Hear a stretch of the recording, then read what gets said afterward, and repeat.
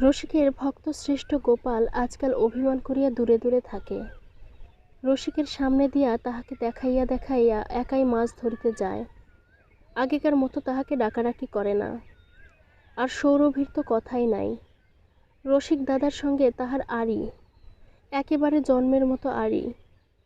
অথচ সে যে এত বড় একটা ভয়ঙ্কর আড়ি করিয়াছে, সেটা রসিককে স্পষ্ট করিয়া জানাইবার সুযোগ না পাইয়া আপনার মনে ঘরের কোণে অভিমানে ক্ষণে ক্ষণে কেবল তাহার দুই চোখ ভরিয়া উঠিতে লাগিল।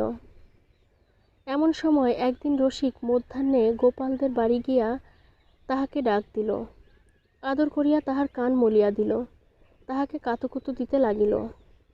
গোপাল প্রথমটা প্রবল আপত্তি প্রকাশ করিয়া লড়াইয়ের ভাব দেখাইল, কিন্তু বেশিক্ষণ সেটা রাখিতে পারিল না।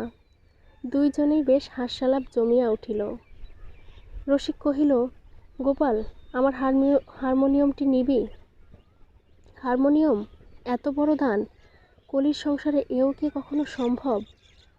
কিন্তু যে জিনিসটা তাহার ভালো লাগে, বাধা না পাইলে সেটা অসংকোচে গ্রহণ করিবার শক্তি গোপালের যথেষ্ট পরিমাণে ছিল। অতএব হারমোনিয়মটি সে অবিলম্বে অধিকার করিয়া লইল। বলিয়া রাখিল, ফিরিয়া চাহিলে কিন্তু আর পাইবে না। গোপালকে যখন রসিক ডাক দিয়াছিল তখন নিশ্চয় জানিয়াছিল সে ডাক অত্যন্ত আরও একজনের কানে গিয়া পৌঁছিয়াছে। কিন্তু বাহিরে আজ তাহার কোনো প্রমাণ পাওয়া গেল না। তখন রসিক গোপালকে বলিল, শৈরী কোথায় আছে, একবার ডাকিয়া আনত। গোপাল ফিরিয়া আসিয়া কহিল, শৈরী বলিল তাহাকে এখন বড়ি শুকাইতে দিতে হইবে, তাহার সময় নাই। রসিক মনে মনে হাসিয়া কহিল, চল দেখি সে কোথায় বড়ি শুকাইতেছে। রসিক আঙিনার মধ্যে প্রবেশ করিয়া দেখিল কোথাও বড়ির নামগন্ধ নাই। সৌরভী তাহাদের পায়ের শব্দ পাইয়া আর কোথাও লুকাইবার উপায় না দেখিয়া তাহাদের দিকে পিঠ করিয়া মাটির প্রাচীরের কোণ ঠেসিয়া দাঁড়াইল। রসিক তাহার কাছে গিয়া তাহাকে ফিরাইবার চেষ্টা করিয়া বলিল, রাগ করেছিস শৈরী? সে আঁকিয়া বাঁকিয়া রসিকের চেষ্টাকে প্রত্যাখ্যান করিয়া দেয়ালের দিকেই মুখ করিয়া রহিল। একদা রসিক আপন খেয়ালে নানা রঙের সুতো মিলাইয়া নানা চিত্র বিচিত্র করিয়া একটা কাঁথা সেলাই করিতেছিল। মেয়েরা যে কাঁথা সেলাই করিত তাহার কতকগুলো বাঁধা নকশা ছিল, কিন্তু রসিকের সমস্তই নিজের মনের রচনা। যখন এই সেলাইয়ের ব্যাপার চলিতেছিল তখন সৌরভী আশ্চর্য হইয়া এক মনে তাহা দেখিত। সে মনে করিত জগতে কোথাও এমন আশ্চর্য কাঁথা আজ পর্যন্ত রচিত হয় নাই। প্রায় যখন কাঁথা শেষ হইয়া আসিয়াছে এমন সময়ে রসিকের বিরক্তি বোধ হইল, সে আর শেষ করিল না। ইহাতে সৌরভী মনে ভারী পীড়া বোধ করিয়াছিল। এইটে শেষ করিয়া ফেলিবার জন্য সে রসিককে কতবার যে কত সানুনয় অনুরোধ করিয়াছে তাহার ঠিক নাই। আর ঘণ্টা 2-3 বসিলেই শেষ হইয়া যায়। কিন্তু রসিকের যাহাতে গা লাগে না তাহাতে তাহাকে প্রবৃত্ত করাতে কে পারে? হঠাৎ এতদিন পরে রসিক কাল রাত্রি জাগিয়া সেই কাঁথাটি শেষ করিয়াছে। রসিক বলিল, শৈরী, সেই কাঁথাটা শেষ করিয়াছি, একবার দেখবি না? অনেক কষ্টে সৌরভীর মুখ ফিরাইতে সে আঁচল দিয়া মুখ ঝাঁপিয়া ফেলিল।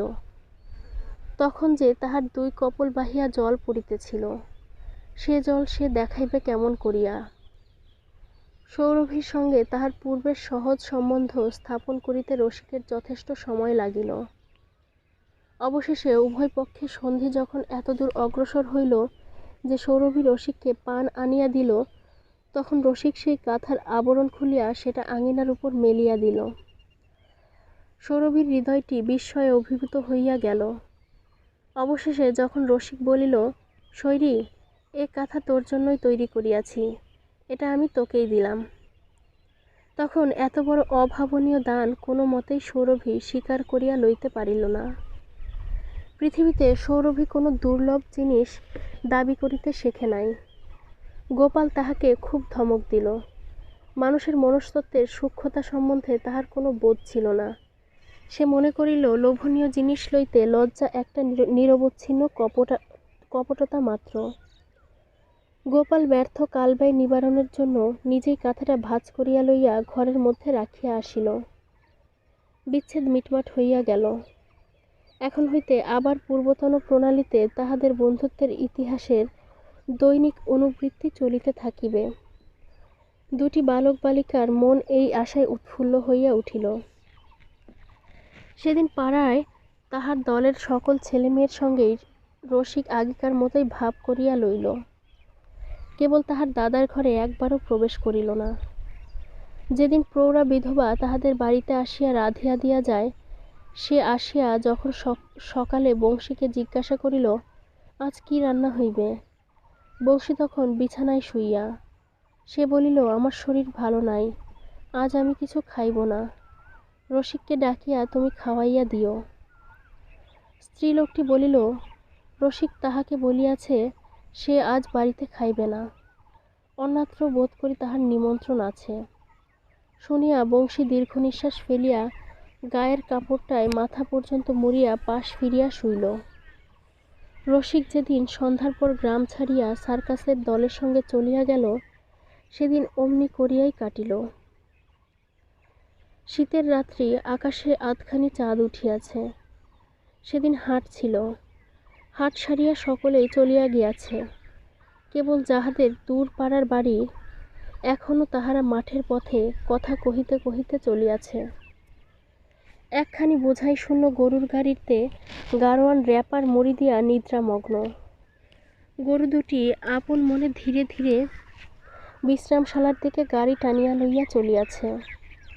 গ্রামের গোয়ালঘর হইতে খড় জ্বালানো ধোয়া বায়ুহীন শীতরাতে হিম ভারাক্রান্ত হইয়া স্তরে স্তরে বাঁশঝাড়ের মধ্যে আবদ্ধ হইয়াছে। রসিক যখন প্রান্তরের প্রান্তে গিয়া পৌঁছিল, তখন অস্ফুট চন্দ্রালোকে তাহাদের গ্রামের ঘন গাছগুলির নীলিমাও আর দেখা যায় না। তখন রসিকের মনটা কেমন করিয়া উঠিল। তখনও ফিরিয়া আসার পথ কঠিন ছিল না, কিন্তু তখনও তাহার হৃদয়ের কঠিনতা যায় নাই। উপার্জন করি না অথচ দাদার অন্ন খাই। যেমন করিয়া হোক এ লাঞ্ছনা না মুছিয়া নিজের টাকায় কেনা বাইসাইকেলে না চড়িয়া আজন্মকাল এই গ্রামে আর ফিরিয়া আসা চলিবে না। রহিল এখানকার চন্দনী দহের ঘাট, এখানকার সুখসাগর দিঘি, এখানকার ফাল্গুন মাসের সর্ষে ক্ষেতের গন্ধ, চৈত্র মাসে আমবাগানে মৌমাছির গুঞ্জন ধ্বনি। রহিল এখানকার বন্ধুত্ব, এখানকার আমোদ উৎসব, এখন সম্মুখে অপরিচিত পৃথিবী, অনাত্মীয় সংসার এবং ললাটে অদৃষ্টের লিখন। 5. রসিক একমাত্র তাঁতের কাজেই যত অসুবিধা দেখিয়াছিল, তাহার মনে হইত আর সকল কাজই উহার চেয়ে ভালো। সে মনে করিয়াছিল, একবার তাহার সংকীর্ণ ঘরের বন্ধন ছেদন করিয়া বাহির হইতে পারিলেই তাহার কোনো ভাবনা নাই। তাই সে ভারী আনন্দে পথে বাহির হইয়াছিল। মাঝখানে যে কোনো বাধা, কোনো কষ্ট, কোনো দীর্ঘ কালব্যয় আছে, তাহা তাহার মনেও হইল না। বাহিরে দাঁড়াইয়া দূরের পাহাড়কেও যেমন মনে হয়, অনতি দূরে যেমন মনে হয় আধ ঘণ্টার পথ পার হইলেই বুঝি তাহার শিখরে গিয়া পৌঁছিতে পারা যায়, তাহার গ্রামের বেষ্টন হইতে বাহির হইবার সময় নিজের ইচ্ছার দুর্লভ সার্থকতাকে রসিকের তেমনি সহজগম্য এবং অত্যন্ত নিকটবর্তী বলিয়া বোধ হইল। কোথায় যাইতেছে রসিক কাহাকেও তাহার কোনো খবর দিল না। একদিন স্বয়ং সে খবর বহন করিয়া আসিবে, এই তাহার পণ রহিল। কাজ করিতে গিয়া দেখিল, বেগারের কাজে আদর পাওয়া যায় এবং সেই আদর সে বরাবর পাইয়াছে, কিন্তু যেখানে গরজের কাজ সেখানে দয়ামায়া নাই। বেগারের কাজে নিজের ইচ্ছা নামক পদার্থটাকে খুব করিয়া দৌড় করানো যায়। সেই ইচ্ছার জোরেই সে কাজে এমন অভাবনীয় নৈপুণ্য জাগিয়া উঠিয়া মনকে এত উৎসাহিত করিয়া তোলে। কিন্তু বেতনের কাজে এই ইচ্ছা একটা বাধা। এই কাজের তরণীতে অনিশ্চিত ইচ্ছার হাওয়া লাগাইবার জন্য পালের কোনো বন্দোবস্ত নাই। দিন রাত কেবল মজুরের মতো দাঁড় টানা এবং লগি ঠেলা। যখন দর্শকের মতো দেখিয়াছিল, তখন রসিক মনে করিয়াছিল সার্কাসে ভারী মজা, কিন্তু ভিতরে যখন প্রবেশ করিল, মজা তখন সম্পূর্ণ বাহির হইয়া গিয়াছে। যাহা আমোদের জিনিস যখন তাহা আমোদ দেয় না, যখন তাহার প্রতিদিনের পুনরাবৃত্তি বন্ধ হইলে প্রাণ বাঁচে, অথচ তাহা কিছুতেই বন্ধ হইতে চায় না, তখন তাহার মতো অরুচিকর জিনিস আর কিছুই হইতে পারে না। এই সার্কাসের দলের মধ্যে আবদ্ধ হইয়া রসিকের প্রত্যেক দিনই তাহার পক্ষে একান্ত বিস্বাদ হইয়া উঠিল। সে প্রায়ই বাড়ির স্বপ্ন দেখে। রাত্রে ঘুম হইতে জাগিয়া অন্ধকারে প্রথমটা রসিক মনে করে সে তাহার দাদার বিছানার কাছে শুইয়া আছে। মুহূর্তকাল পরেই চমক ভাঙিয়া দেখে দাদা কাছে নাই। বাড়িতে থাকিতে একদিন শীতের রাত্রে ঘুমের ঘোরে সে অনুভব করিত দাদা তাহার শীত করিতেছে মনে করিয়া তাহার গাত্রবস্ত্রের উপরে নিজের কাপড়খানা ধীরে ধীরে চাপাইয়া দিতেছে। এখানে পৌষের রাত্রে যখন ঘুমের ঘোরে তাহার শীত শীত করে, তখন দাদা তাহার গায়ে ঢাকা দিতে আসিবে মনে করিয়া সে যেন অপেক্ষা করিতে থাকে। দেরি হইতেছে দেখিয়া রাগ হয়। এমন সময় জাগিয়া উঠিয়া মনে পড়ে দাদা কাছে নাই, এবং সেই সঙ্গে ইহাও মনে হয় যে এই শীতের সময় তাহার গায়ে আপন কাপড়টি টানিয়া দিতে না পারিয়া আজ রাত্রে শূন্য শয্যার প্রান্তে তাহার দাদার মনে শান্তি নাই। তখনই সেই অর্ধরাত্রে সে মনে করে কাল সকালে উঠিয়াই আমি ঘরে ফিরিয়া যাইব।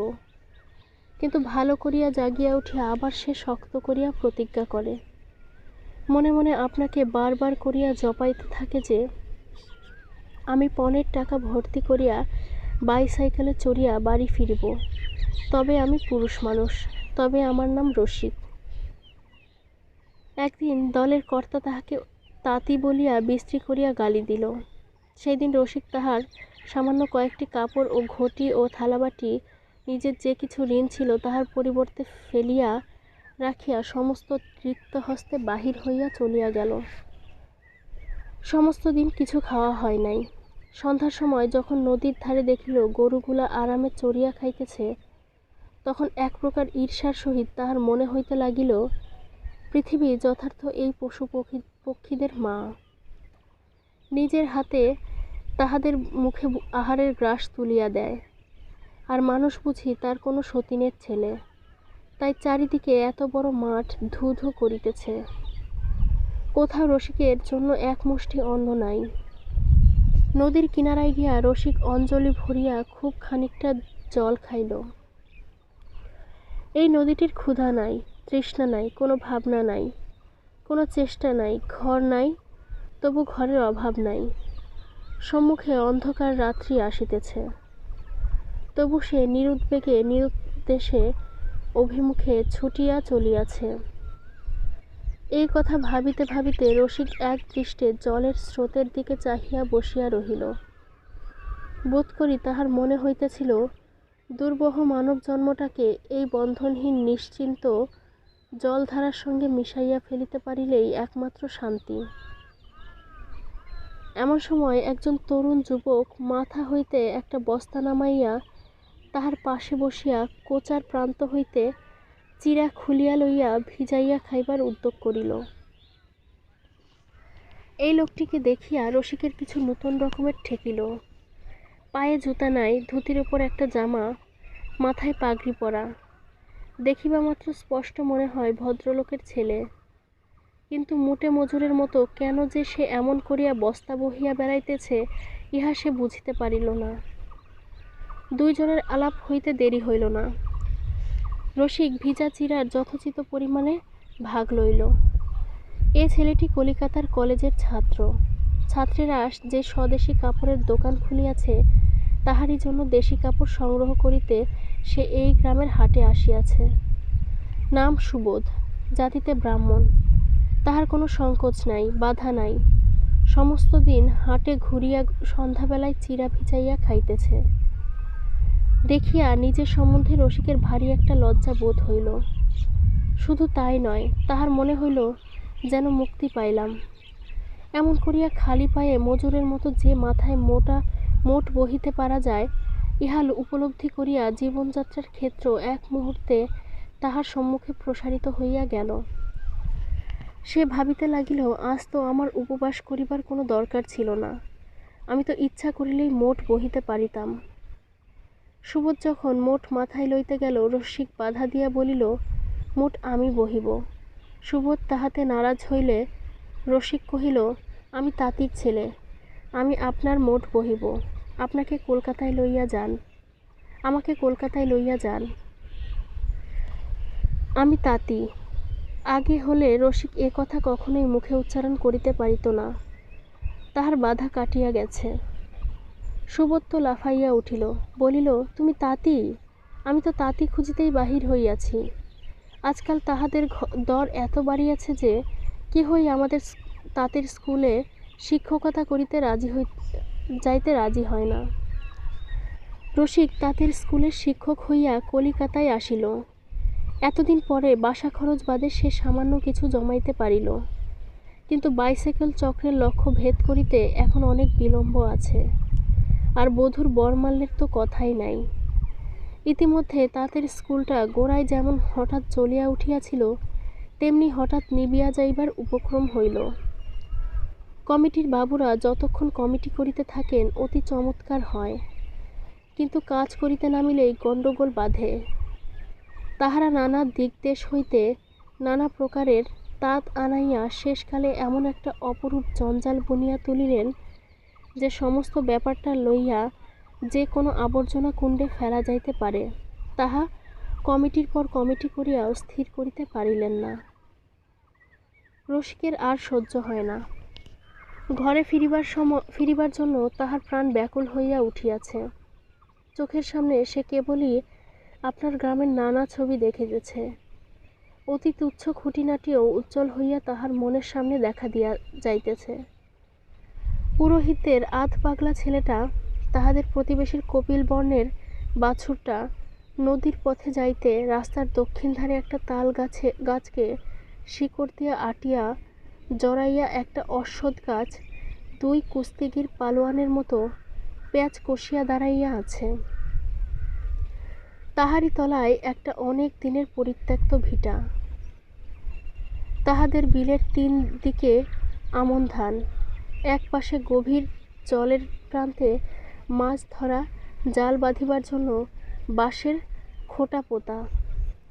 তাহারই উপরে একটি মাছরাঙা চুপ করিয়া বসিয়া। কৈবর্ত পাড়া হইতে সন্ধ্যার পরে মাঠ পার হইয়া কীর্তনের শব্দ আসিতেছে। ভিন্ন ভিন্ন ঋতুতে নানা প্রকার মিশ্রিত গন্ধে গ্রামের ছায়াময় পথে স্তব্ধ হাওয়া ভরিয়া রহিয়াছে। আর তারই সঙ্গে মিলিয়া তাহার সেই ভক্তবন্ধুর দল, সেই চঞ্চল গোপাল, সেই আঁচলের খুঁটে পান বাঁধা বড় বড় স্নিগ্ধ চোখ মেলা সৌরভী, এই সমস্ত স্মৃতি ছবিতে, গন্ধে, শব্দে, স্নেহে, প্রীতিতে, বেদনায় তাহার মনকে প্রতিদিন গভীরতর আবিষ্ট করিয়া ধরিতে লাগিল। গ্রামে থাকিতে রসিকের যে নানা প্রকার কারুনৈপুণ্য প্রকাশ পাইত, এখানে তাহা একেবারে বন্ধ হইয়া গেছে। এখানে তাহার কোনো মূল্য নাই। এখানকার দোকান বাজারের কলের তৈরি জিনিস হাতের চেষ্টাকে লজ্জা দিয়া নিরস্ত করে। তাঁতের স্কুলে কাজের বিড়ম্বনা মাত্র, তাহাতে মন ভরে না। থিয়েটারের দীপশিখা তাহার চিত্তকে পতঙ্গের মতো মরণের পথে টানিয়াছিল। কেবল টাকা জমাইবার কঠোর নিষ্ঠা তাহাকে বাঁচাইয়াছে। সমস্ত পৃথিবীর মধ্যে কেবলমাত্র তাহার গ্রামটিতে যাইবার পথই তাহার কাছে একেবারে রুদ্ধ। এই জন্যই গ্রামে যাইবার টান প্রতি মুহূর্তে তাহাকে এমন করিয়া পীড়া দিতেছে। তাঁতের স্কুলে সে প্রথমটা ভারী ভরসা পাইয়াছিল, কিন্তু আজ যখন সে আশা আর টেকে না, যখন তাহার 2 মাসের বেতনই সে আদায় করিতে পারিল না, তখন সে আপনাকে আর ধরিয়া রাখিতে পারে না, এমন হইল। সমস্ত লজ্জা স্বীকার করিয়া মাথা হেঁট করিয়া এই 1 বৎসর প্রবাসবাসের বৃহৎ ব্যর্থতা বহিয়া দাদার আশ্রয়ে যাইবার জন্য তাহার মনের মধ্যে কেবলই তাগিদ আসিতে লাগিল। যখন মনটা অত্যন্ত যাই যাই করিতেছে, এমন সময় তাহার বাসার কাছে খুব ধুম করিয়া একটা বিবাহ হইল। সন্ধ্যাবেলায় বাজনা বাজাইয়া বর আসিল। সেই দিন রাত্রে রসিক স্বপ্ন দেখিল তাহার মাথায় টোপর, গায়ে লাল চেলি, কিন্তু সে গ্রামের বাঁশঝাড়ের আড়ালে দাঁড়াইয়া আছে। পাড়ার ছেলেমেয়েরা তোর বর আসিয়াছে বলিয়া সৌরভীকে খেপাইতেছে। সৌরভী বিরক্ত হইয়া কাঁদিয়া ফেলিয়াছে। রসিক তাহাদিগকে শাসন করিতে ছুটিয়া আসিতে চায়, কিন্তু কেমন করিয়া কেবলই বাঁশের কঞ্চিতে তাহার কাপড় জড়াইয়া যায়। ডালে তাহার টোপর আটকায়, কোনো মতেই পথ করিয়া বাহির হইতে পারে না। জাগিয়া উঠিয়া রসিকের মনের মধ্যে ভারী লজ্জা বোধ হইতে লাগিল। বধূ তাহার জন্য ঠিক করা আছে, অথচ সেই বধূকে ঘরে আনিবার যোগ্যতা তাহার নাই। এইটাই তাহার কাপুরুষতার সবচেয়ে চূড়ান্ত পরিচয় বলিয়া মনে হইল।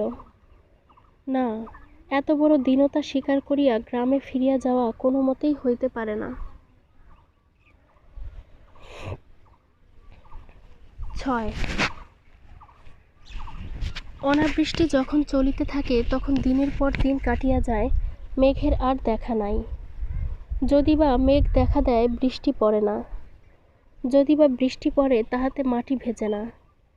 কিন্তু বৃষ্টি যখন নামে তখন দিগন্তের এক কোণে যেমনি মেঘ দেখা দেয়, অমনি দেখিতে দেখিতে আকাশ ছাইয়া ফেলে এবং অবিরল বর্ষণে পৃথিবী ভাসিয়া যাইতে থাকে।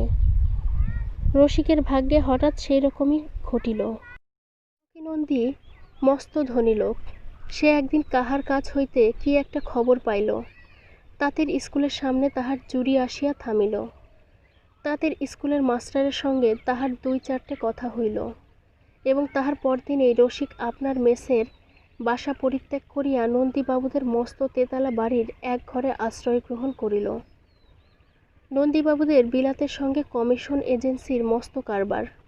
সেই কারবারে কেন যে জানকীবাবু অযাচিতভাবে রসিককে একটা নিতান্ত সামান্য কাজে নিযুক্ত করিয়া যথেষ্ট পরিমাণে বেতন দিতে লাগিলেন, তাহা রসিক বুঝিতেই পারিল না। সেরকম কাজের জন্য লোক সন্ধান করিবার দরকার হয় না, এবং যদি বা লোক জোটে, তাহার তো এত আদর নহে। বাজারে নিজের মূল্য কত এতদিনে রসিক তাহা বুঝিয়া লইয়াছে। অতএব জানকীবাবু যখন তাহাকে ঘরে রাখিয়া যত্ন করিয়া খাওয়াইতে লাগিলেন, তখন রসিক তাহার এত আদরের মূল কারণ সুদূর আকাশের গ্রহ নক্ষত্র ছাড়া আর কোথাও খুঁজিয়া পাইল না। কিন্তু তাহার শুভ গ্রহটি অত্যন্ত দূরে ছিল না। তাহার একটু সংক্ষিপ্ত বিবরণ বলা আবশ্যক। একদিন জানকীবাবুর অবস্থা এমন ছিল না। তিনি যখন কষ্ট করিয়া কলেজে পড়িতেন, তখন তাহার সতীর্থ হরমোহন বসু ছিলেন তাহার পরম বন্ধু। হরমোহন ব্রাহ্ম সমাজের লোক। এই কমিশন এজেন্সি হরমোহনদেরই পৈতৃক বাণিজ্য। তাহাদের একজন মুরব্বী ইংরেজ সওদাগর তাহার পিতাকে অত্যন্ত ভালোবাসিতেন। তিনি তাহাকে এই কাজে জুড়িয়া দিয়াছিলেন। হরমোহন তাহার নিঃস্ব বন্ধু জানকীকে এই কাজে টানিয়া লইয়াছিলেন। সেই দরিদ্র অবস্থার নূতন যৌবনে সমাজ সংস্কার সম্বন্ধে জানকীর উৎসাহ হরমোহনের চেয়ে কিছুমাত্র কম ছিল না। তাই তিনি পিতার মৃত্যুর পরে তাহার ভগিনীর বিবাহের সম্বন্ধ ভাঙিয়া দিয়া তাহাকে বড় বয়স পর্যন্ত লেখাপড়া শিখাইতে প্রবৃত্ত হইলেন। ইহাতে তাহাদের তন্তুবায় সমাজে যখন তাহার ভগিনীর বিবাহ অসম্ভব হইয়া উঠিল, তখন কায়স্থ হরমোহন নিজে তাহাকে এই সংকট হইতে উদ্ধার করিয়া এই মেয়েটিকে বিবাহ করিলেন। তাহার পরে অনেক দিন চলিয়া গিয়াছে। হরমোহনেরও মৃত্যু হইয়াছে, তাহার ভগিনীও মারা গেছে। ব্যবসাটিও প্রায় সম্পূর্ণ জানকীর হাতে আসিয়াছে। ক্রমে বাসাবাড়ি হইতে তাহার তেতলা বাড়ি হইল। চিরকালের নিকেলের ঘড়িটিকে অপমান করিয়া তাড়াইয়া দিয়া সোনার ঘড়ি সুয়োরানীর মতো তাহার বক্ষের পার্শ্বে টিকটিক করিতে লাগিল। এইরূপে তাহার তহবিল যতই স্ফীত হইয়া উঠিল, অল্প বয়সে অকিঞ্চন অবস্থার সমস্ত উৎসাহ ততই তাহার কাছে নিতান্ত ছেলেমানুষী বলিয়া বোধ হইতে লাগিল। কোনো মতে পারিবারিক পূর্ব ইতিহাসের এই অধ্যায়টাকে বিলুপ্ত করিয়া দিয়া সমাজে উঠিবার জন্য তাহার রোখ চাপিয়া উঠিল। নিজের মেয়েটিকে সমাজে বিবাহ দিবেন, এই তাহার জেদ। নিজের টাকার লোভ দেখাইয়া 2-1টি পাত্রকে রাজি করাইয়াছিলেন, কিন্তু যখনই তাহাদের আত্মীয়েরা খবর পাইল, তখনই তাহারা গোলমাল করিয়া বিবাহ ভাঙিয়া দিল। শিক্ষিত সৎপাত্র না হইলে তাহার চলে না।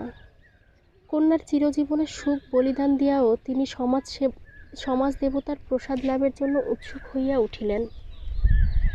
এমন সময়ে তিনি তাঁতের স্কুলের মাস্টারের খবর পাইলেন। সে থানাগড়ের বসাক বংশের ছেলে। তাহার পূর্বপুরুষ অভিরাম বসাকের নাম সকলেই জানে। এখন তাহাদের অবস্থা হীন, কিন্তু কুলে তাহারা তাহাদের চেয়ে বড়।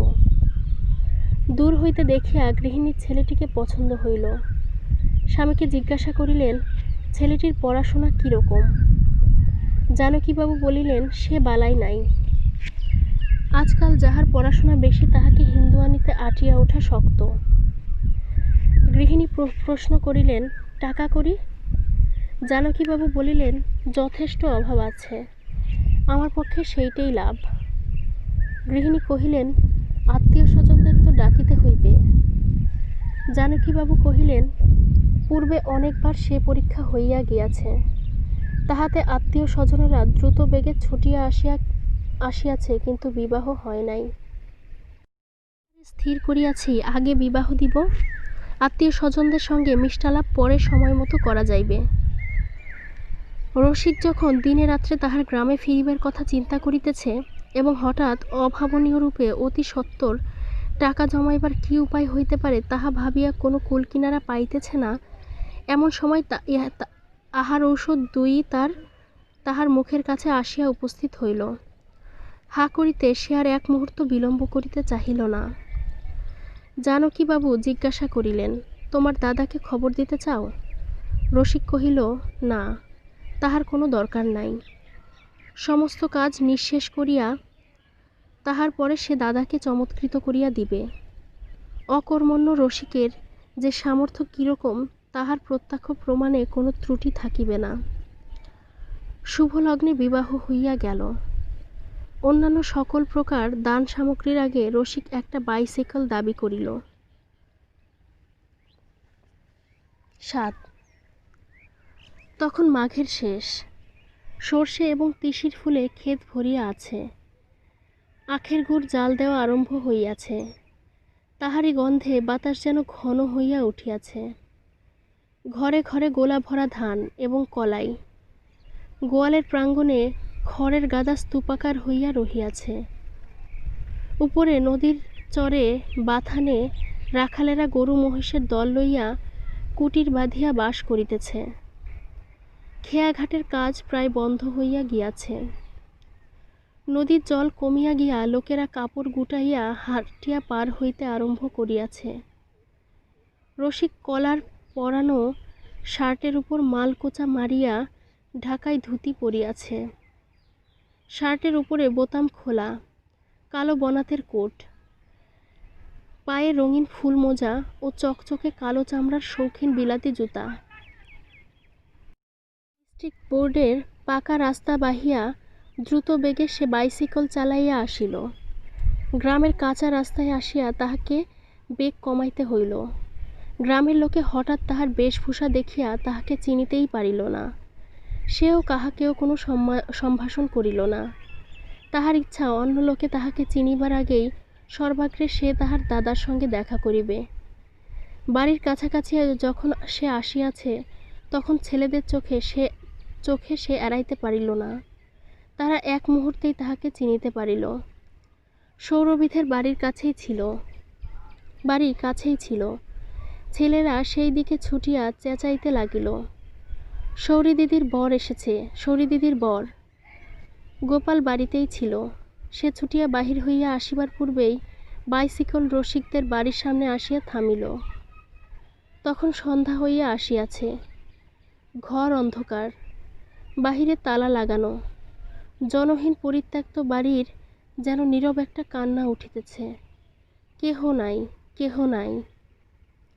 এক নিমেষেই রসিকের বুকের ভিতরটা কেমন করিয়া উঠিয়া চোখের সামনে মস্ত অস্পষ্ট হইয়া উঠিল।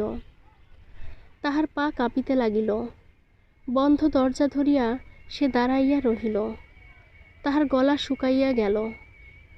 কাহাকেও ডাক দিতে সাহস হইল না। দূরে মন্দিরে সন্ধ্যারতির যে কাসর ঘণ্টা বাজিতেছিল তাহা যেন কোনো এক গত জীবনের পরপ্রান্ত হইতে সুগভীর একটা বিদায়ের বার্তা বহিয়া তাহার কানের কাছে আসিয়া পৌঁছিতে লাগিল। সামনে যাহা কিছু দেখিতেছে, এই মাটির প্রাচীর, এই চালাঘর, এই রুদ্ধ কপাট, এই জিগর গাছের বেড়া, এই হেলিয়া পড়া খেজুর গাছ, সমস্তই যেন একটা হারানো সংসারের ছবি মাত্র, কিছুই যেন সত্য নহে। গোপাল আসিয়া কাছে দাঁড়াইল। রসিক পাংশু মুখে গোপালের মুখের দিকে চাহিল। গোপাল কিছু না বলিয়া চোখ নিচু করিল। রসিক বলিয়া উঠিল, বুঝেছি বুঝেছি, দাদা নাই। অমনি সেইখানেই দরজার কাছে সে বসিয়া পড়িল। গোপাল তাহার পাশে বসিয়া কহিল, ভাই রসিক দাদা, চলো আমাদের বাড়ি চলো। রসিক তাহার 2 হাত ছাড়াইয়া দিয়া সেই দরজার সামনে উপর হইয়া মাটিতে লুটাইয়া পড়িল। দাদা দাদা দাদা, যে দাদা তাহার পায়ের শব্দটি পাইলেও আপনিই ছুটিয়া আসিত, কোথাও তাহার কোনো সাড়া পাওয়া গেল না।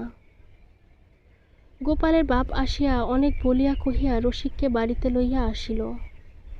রসিক সেখানে প্রবেশ করিয়াই মুহূর্তকালের জন্য দেখিতে পাইল, সৌরভী সেই তাহার চিত্রিত কাঁথায় মোড়া কি একটা জিনিস অতি যত্নে রোয়াকের দেয়ালে ঠেসান দিয়া রাখিতেছে।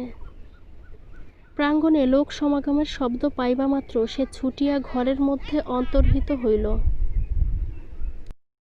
কাছে আসিয়াই বুঝিতে পারিল, এই কাঁথায় মোড়া পদার্থটি একটা নূতন বাইসাইকেল। তৎক্ষণাৎ তাহার অর্থ বুঝিতে আর বিলম্ব হইল না।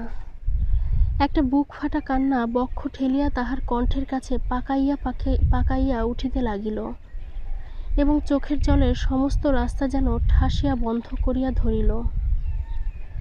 রসিক চলিয়া গেলে বংশী দিন রাত্রি অবিশ্রাম খাটিয়া সৌরভীর পণ এবং এই বাইসাইকেল কিনিবার টাকা সঞ্চয় করিয়াছিল।